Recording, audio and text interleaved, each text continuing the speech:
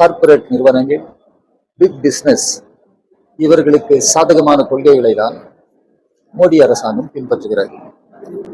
தொழிலாளர்கள், விவசாயிகள் அவருடைய உரிமைகள் பறிக்கப்படுகின்றன, நலன்கள் புறக்கணிக்கப்படுகின்றன.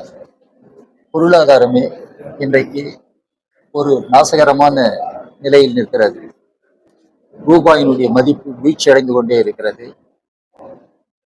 நம்முடைய இளைஞர்களினுடைய எதிர்காலம் இருள்மயமாக மாறிக்கொண்டிருக்கிறது. வேலையில்லா திண்டாட்டம் பெருகி வருகிறது. விலைவாசி உயர்ந்து வருகிறது. மக்களிடம் போதுமான வாங்கும் சக்தி இல்லாத நிலை இருக்கிறது. நேற்றைக்கு கூட ஒன்றிய அரசு டீசல், பெட்ரோல் விலையை உயர்த்தி இருக்கிறது. இதை எங்களுடைய கட்சி வன்மையாக கண்டனம் செய்திருக்கிறது. இதனை திரும்ப பெற வேண்டும் என்று வலியுறுத்தி இருக்கிறது. இதற்கு காரணம் மோடி அவர்கள் பின்பற்றுகிற தவறான கொள்கைகள்.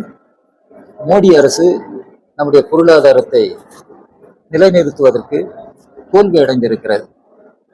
எரிபொருள் என்று வருகிற பொழுது நாம் ரஷ்யாவிடமிருந்து எண்ணெயை வாங்க வேண்டுமா கூடாதா என்பதை ஆணையிடுகிற நிலைக்கு அமெரிக்க ஏகாதிபத்தியம் போயிருக்கிறது.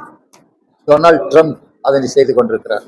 அதனை எதிர்த்து பேசுவதற்கு துணிவில்லாத ஒரு பிரதமராக மோடி இருக்கிறார். நம்முடைய நாடு பின்பற்றி வந்த வெளியுறவு கொள்கைகளை எல்லாம் இன்றைக்கு டொனால்ட் ட்ரம்பிடம், அமெரிக்க ஏகாதிபத்தியத்திடம் சரணடைய வைத்திருக்கிறார் திரு மோடி என்பதை நாம் கருத்தில் கொள்ள வேண்டும். இந்த டீசல், பெட்ரோல் விலை இன்றைக்கு மக்களை பெரும் அளவிற்கு பாதிக்கக்கூடிய ஒன்றாக வந்திருக்கிறது. தேர்தல் முடிந்தவுடன் எல்பிஜி, எரிவாயு இவற்றினுடைய விலை உயர்த்தப்பட்டது. இப்போது தேர்தல் முடிவுகள் வந்ததற்கு பின்னர் டீசல், பெட்ரோல் இவற்றினுடைய விலை உயர்த்தப்படுகிறது.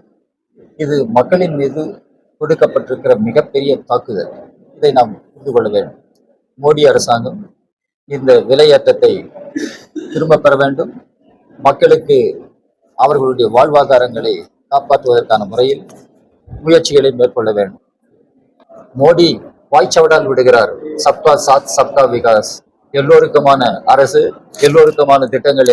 ஆனால் நடைமுறையில் மோடியினுடைய திட்டங்கள், மோடியினுடைய ஆட்சி முறை என்பது முதலாளிகளுக்கான ஒன்றுதான், பெரும் முதலாளிகளுக்கான ஒன்றுதான் என்பதை நாம் புரிந்து கொள்ள வேண்டும்.